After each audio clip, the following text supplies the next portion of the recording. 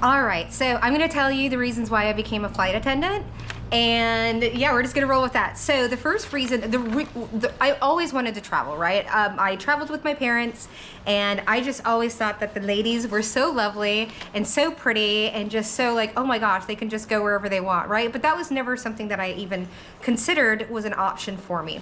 I ended up in the restaurant business. I was managing at the time where one of our waitresses, who was actually a bridesmaid of mine, she ended up going and working for United. And it was just like, it seemed like a natural, like waiting tables in the sky, basically. And she was a German speaker, and so she was able to go home, and she would, stop by the restaurant all the time, and we get to hear all the stories and see all the photos and stuff. And I was just like, I can do that.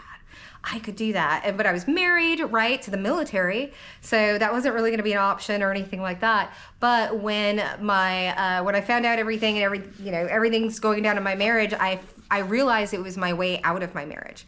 Right, and so I made the announcements and everything like that, which of course the entire family is like, but I had already like quietly quit, because it was abusive. And so, but at that point I wasn't open about it. I was just trying to get the hell out. I'd gone to the military. I talked to the police. Like I was on my way. I had to get out, and that was the only way that I knew that I would have a place to stay. Like, because I didn't know if I was gonna have money or anything like that, which I didn't. He took all the money out of the bank account, and I was sleeping in a stolen car because he wouldn't pay the registration, even though it was my car. Right, he had to pay it. So I was basically like sleeping in parking lots and stuff, of hotels, while I was trying to make enough money to have a place to stay. But at least I got hotels, and I, got free food on the plane, and oh my gosh, I'm gonna cry. So I wasn't going to actually go through this series because of everything that's been happening with the plane crash in January. That was actually my first plane. I was out of Dulles. I was based out of Dulles. Like that, it could have been crew that I knew or had, and it was a CRJ 700. That's my very first. I flew that thing for my first 2 years. And it's very, very near and dear to my heart. But the Dulles crew, So it didn't seem appropriate, and then planes just seemed to be falling out of the sky, right? And it was just like a timing thing. But also, I came to realize that this is actually something that needs to be talked about. Like, this is very serious when people get to flight attendant training. So really quick, really fun story. When I got to flight attendant training in Delta, so I'd been in Phoenix, and I'd been, where else? Who's the other one? Phoenix twice. And get lipstick on my teeth. The old lady had the lipstick on her teeth. And Phoenix twice, and people, at least in Phoenix, everybody that had come to the flight attendant training had flown in, right? And the people that didn't fly in had been on planes before. When I got to Delta flight attendant training, there were people that got hired from Atlanta, so they got hired from the home base. They didn't have to fly into the interview like the rest of us. And so when they got hired and they came into training, some of them had never been on a plane before. Like, they didn't even have to, some people come to training and it's the first time on a plane as a flight attendant. It just blows my mind. Like, how does that happen, right? So there's so much around it as far as the lore, what happens, what's the pay, what, who to fly with, what kind of, and then all of the fun stuff and all of the crazy stories. But there's just a lot to it. And I lost my train of thought going there, but we were talking about why I became a flight attendant. But I think also the biggest thing is when I finally did become, because I was escaping my marriage, excuse me, when I finally got into training, I realized I was born for it. Absolutely born for it. I have been a escape artist my entire life. I've been a little survival nut. I am definitely the girl that has a go bag. I am definitely the one that would have a bomb bunker with the seeds. Call me a doomsday prepper all you want, but I know what's going on in this world.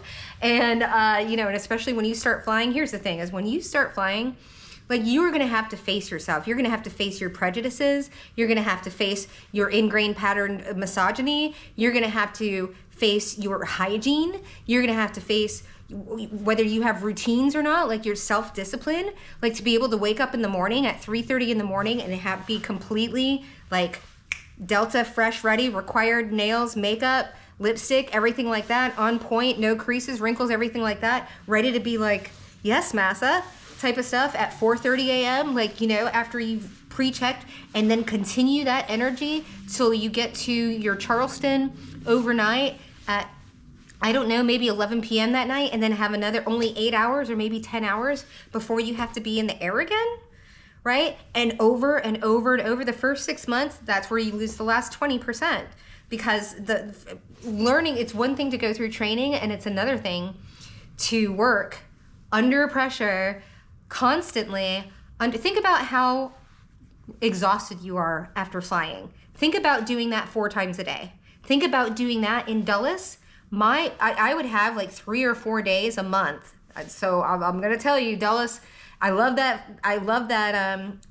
base, but it's hard flying. 7 times a day. That's 14 times. Up, 7 times up, and 7 times down. Granted, that last one would be like a 15, it might be to like Newport News, right? But that's still 14 times your eardrums. I ruptured both eardrums, right? My hair fell out. My skin, oh my gosh, was like, I looked like the Crypt Keeper.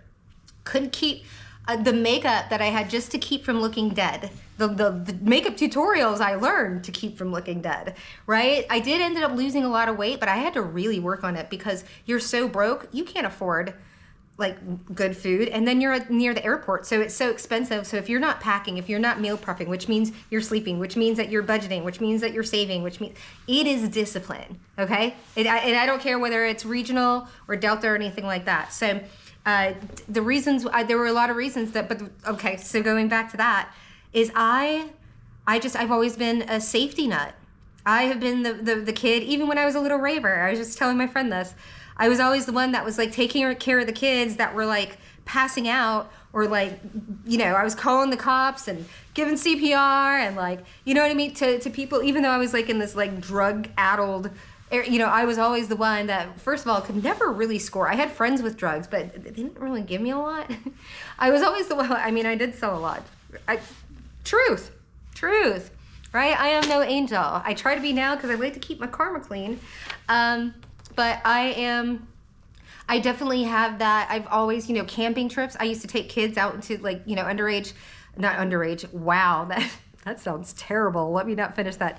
Underprivileged youth. Yes, they were underage, but I wasn't taking them out in the woods with me with a group of people where we would take them out and show them how to rub, you know, 3 sticks together and create sparks and fire and camp and fish and all the things for themselves.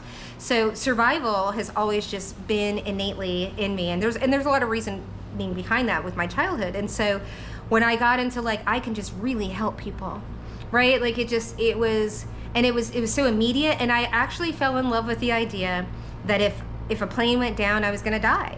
Like there's something, a lot of people are like, oh my gosh, there's not a parachute, they're not gonna shoot it down, and we're not gonna get, you know, rescued by the this, that, and the other. Like you have to, once you go up, just like that plane in January, you may not come down. And it was very comforting for me.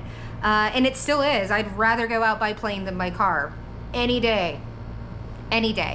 Because first of all, you know, when they say put your mask on first, you know why? Because we're like, go to sleep, my precious. Go to sleep, my precious, right? That's how we get you to sleep before like shit hits the fan. So I think we're gonna stop on that. That sounds like a good place to stop on why I became a flight attendant.